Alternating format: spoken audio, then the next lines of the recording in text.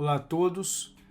A vitória de Gustavo Petro na Colômbia representa uma mudança grande na América do Sul e principalmente, obviamente, para a Colômbia. Pela primeira vez, o país terá um presidente de esquerda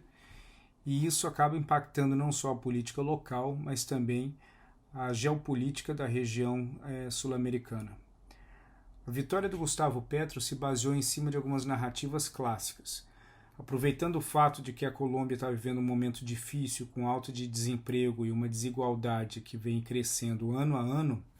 Petro ele acabou responsabilizando o excesso e a concentração da exploração de petróleo,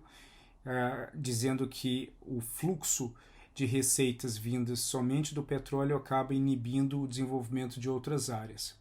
Além disso, ele falou que no seu governo ele apresentaria um amplo plano de benefícios sociais para tentar resgatar a parcela da população que está na linha de pobreza e também na classe média baixa e que acaba sendo mais diretamente afetada por conta da desigualdade no país. A Colômbia foi um país fortemente afetado pela pandemia e a economia do país aparentemente não conseguiu se recuperar desde então. O constante fluxo de imigrantes da Venezuela também afetou um pouco a malha social do país e acabou gerando mais espaço para que a narrativa de Petro fizesse sentido e lhe garantisse a vitória. Dentro de um ambiente polarizado, a vitória do Petro em cima do candidato Rodolfo Fernandes, que representa a direita do país, que sempre esteve à frente do governo colombiano, acabou mostrando uma vitória apertada, ressaltando ainda mais essa polarização e que de cara ele vai enfrentar um país dividido no momento que assumiu o governo, tendo ganhado pouco mais de 50% dos votos. Esse ambiente ele acaba afetando muitas coisas para além do território colombiano. O histórico do Petro como ex-guerrilheiro e alguém que tem uma simpatia profunda por Nicolás Maduro e seu antecessor, o falecido Hugo Chávez, acaba trazendo muitas dúvidas, principalmente na relação entre Colômbia e Estados Unidos. A relação entre esses dois países ela foi muito sólida nos anos 80, aumentou ainda mais nos anos 90 e desde então ela ainda sobrevive muito graças ao combate ao narcotráfico que é praticado no país com o apoio de instituições americanas como o FBI e o DEA. Nos anos 80 essa relação se iniciou no combate aos cartéis de Cali e Medellín, nos anos 90 e no começo dos anos 2000 focando nas Farc. Com o desmantelamento das Farc a partir dos governos de Álvaro Uribe e do general Juan Manuel Fernandes, muitos dos integrantes das Farc acabaram encontrando subterfúgio no território venezuelano. Uma das grandes dúvidas que Washington tem é até que ponto Petro traria alguma flexibilidade para que algum desses integrantes retornassem ao país e pudessem resgatar e reordenar aquilo que de certa forma foi desmantelado durante o governo do Uribe. Isso ainda é muito em aberto, está no campo da especulação, já que o Petro também fez duras críticas ao narcotráfico no país. Agora, a relação com Maduro abre muito a possibilidade de que uma cooperação entre os dois países acabe prejudicando profundamente a relação entre Estados Unidos e Colômbia.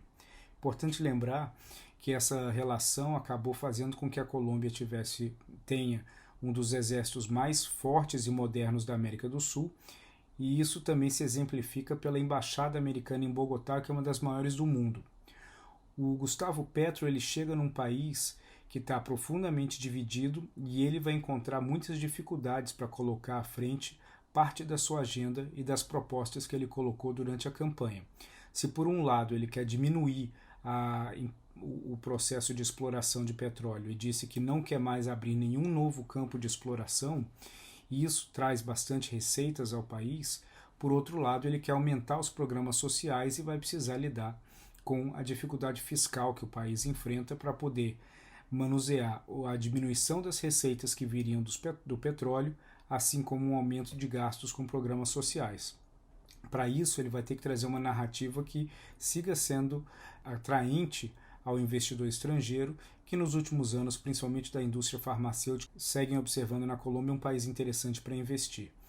O Gustavo Petro, ele sabe que tem essa dificuldade, mas ele espera que com uma melhora no ambiente econômico global, que hoje segue uma dificuldade muito grande, não só por conta dos impactos da pandemia, mas pela desaceleração da economia chinesa, também do potencial de recessão nos Estados Unidos e da guerra que ocorre na Europa, na Ucrânia, ele encontra um ambiente complexo no qual ele vai precisar gerar mais receitas para poder manter os programas sociais que ele quer colocar adiante. Ele pode acabar enfrentando um problema como o do presidente peruano Pedro Castillo, que também fez promessas semelhantes durante a sua campanha de aumentar os programas sociais e, por outro lado, disse que queria diminuir a dependência dos setores de mineração e de pesca. Isso acabou gerando um problema grave no Peru, que nós estamos vendo nos últimos meses, e o Gustavo Petro, se não tiver cuidado, vai acabar caminhando na mesma direção. Muito obrigado.